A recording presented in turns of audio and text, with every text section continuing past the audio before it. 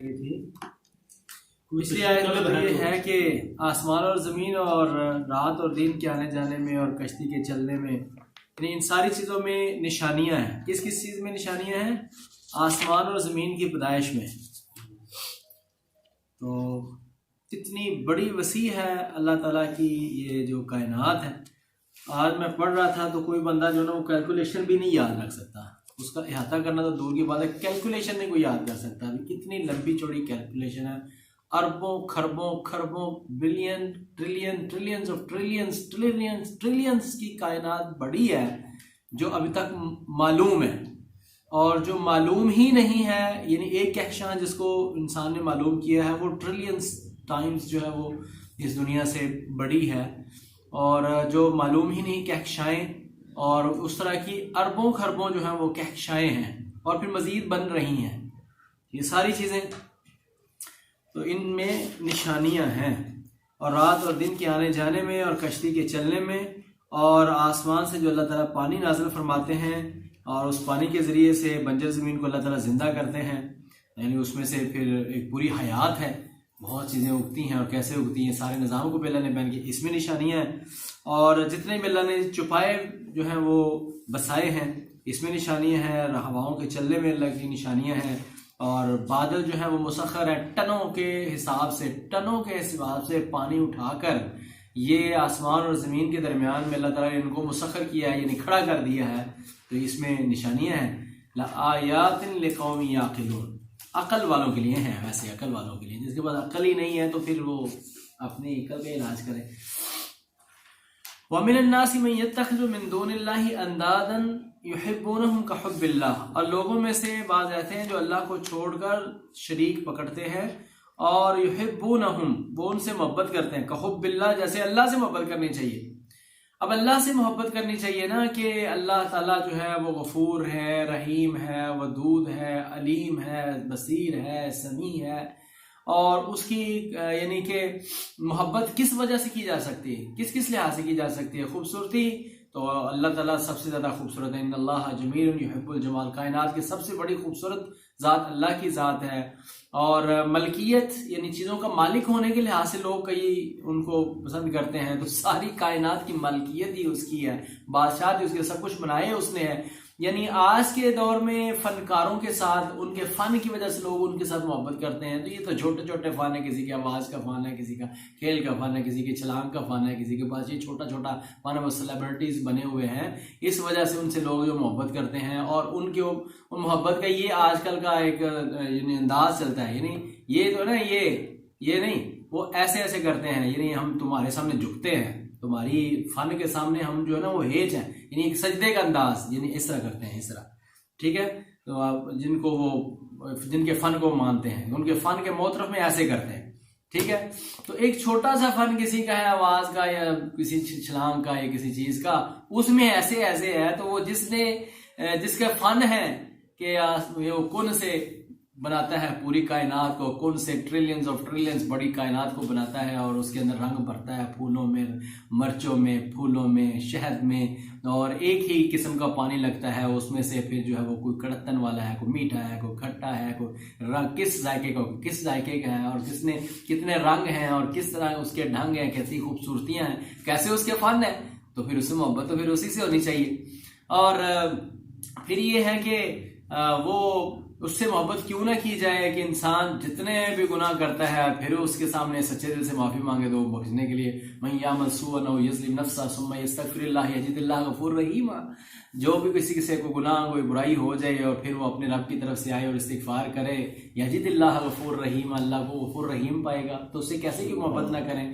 الا من تاب وآمن وعمل عملا صالحا فاولئک یبدل اللہ سیئاتہم حسنات، یعنی بڑے بڑے گناہ اس سے پہلے بیان ہوئے ہیں، شرک جیسے گناہ اور قتل جیسے گناہ، اس سے بھی کوئی اگر توبہ کرتا ہے، سچے دل سے توبہ کرتا ہے، جو توبہ کے شرائط ہیں اس کے ساتھ، تو اللہ تعالیٰ سے معاف ہی نہیں کرتے بلکہ اس کی نیکیوں میں بھی تبدیل کر دیتے ہیں، تو ان سے محبت کرنی چاہیے۔ یعنی ہمیں آکسیجن وہ دیتا ہے، ہمیں خوراک وہ دیتا ہے، ہضم اللہ پاک کرتے ہیں، اس کو ہمارے جسم کے ساتھ لگاتے ہیں، ہمارے جسم کے اعضاء اتنے کمپلیکیٹڈ اور اتنی مشینری اللہ تعالیٰ نے دی ہے، خوبصورت بنایا ہے، خلقہ وصورہ وشق سمعہ وبصرہ بحولہ وقوتہ فتبارک اللہ احسن الخالقین، تو یہ سارے سارے فن اس نے لگائے ہیں، ساری چیزیں اس نے ہمیں دی، اس سے محبت پھر اس سے ہی کرنی چاہیے۔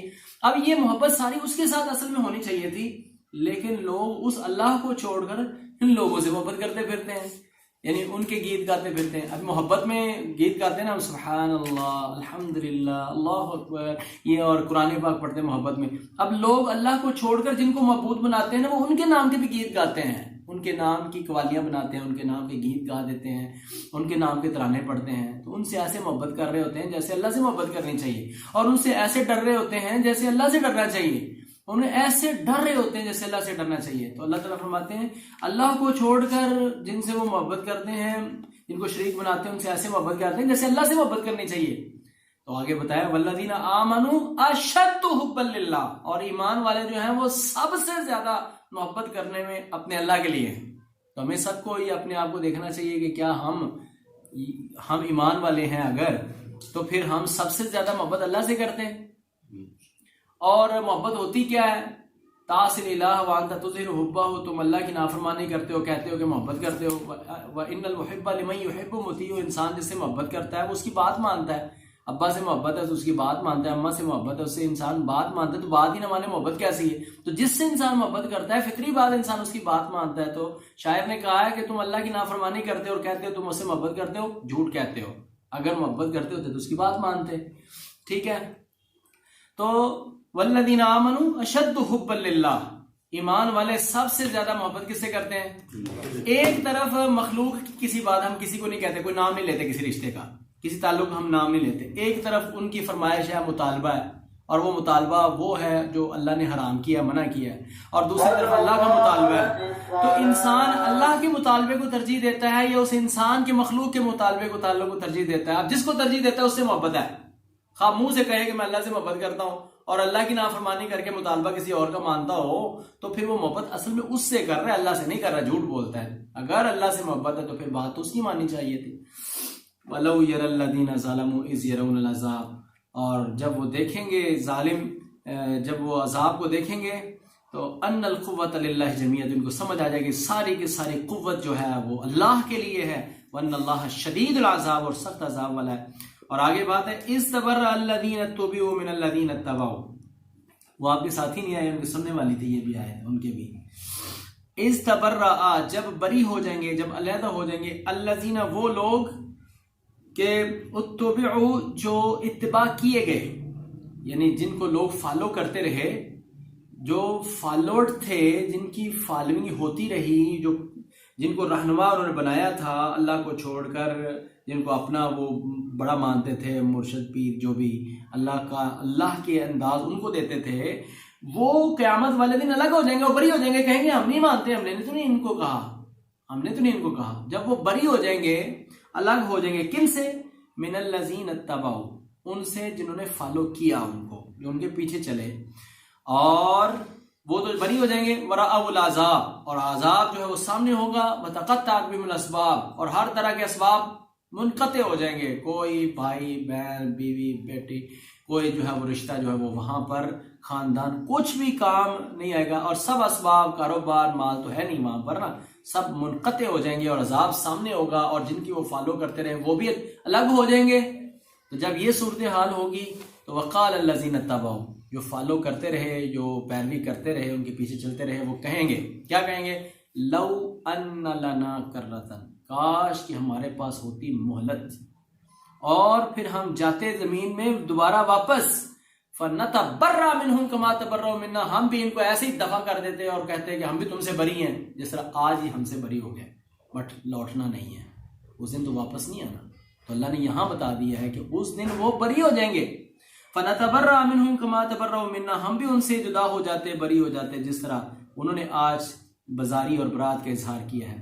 لیکن وہاں تو یہ ہے کذالک یریہم اللہ اعمالہم، اللہ ان کو دکھائے گا ان کے اعمال، حسرات علیہم، ان پر حسرت کرتے ہوئے، اب حسرت ہی ہوں گی، اور حسرت ایک خود سے ایک عذاب ہے، حسرت حسرت حسرت، اس کو کاش، اور کاٹیں گے، انگلیوں کو کاٹیں گے، اور وہ کہیں گے کہ کاش ہم ان کو اپنا دوست نہ پکڑتے اور ان کو اپنا جو ہے وہ راہ پر رہنما نہ مانتے۔ وما ہم بخارجین من النار، سب یہ حسرات علیہم کا اگر ہم ترجمہ کر لیں کہ ان پر دکھائے گا ان کو حسرت بنا کر، ٹھیک ہے، حسرت بنا کر، تو یہ حسرت کرتے ہوئے سے بہتر ہو جائے گا. ٹھیک ہو گیا. اور وما هم بخارجین من النار، اور نہیں ہوں گے وہ نکلنے والے آگ سے. یا ایھا الناس، اے لوگو، کلو کھاؤ، مما اس میں سے جو فی الارض زمین میں ہے، حلالا حلال، طیبا طیب.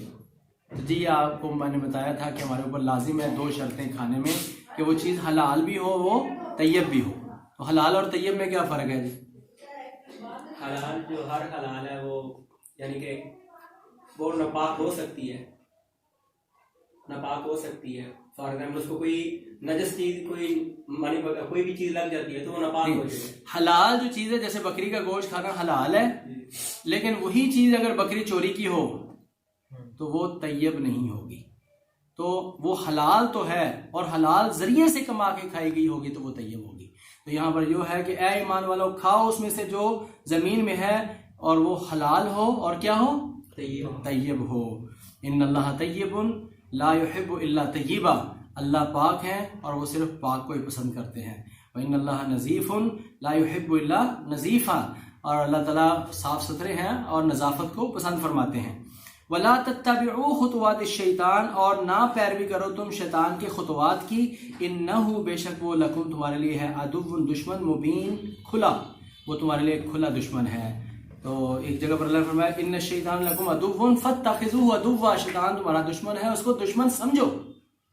تو وہ تمہارا کھلا دشمن ہے. اس پر بات ہم کریں گے انشاءاللہ. اور اس سے آپ نے آیت نمبر 172 تک یاد کرنا ہے. سبحانک اللہم و بحمدک، اشہد ان لا الہ الا انت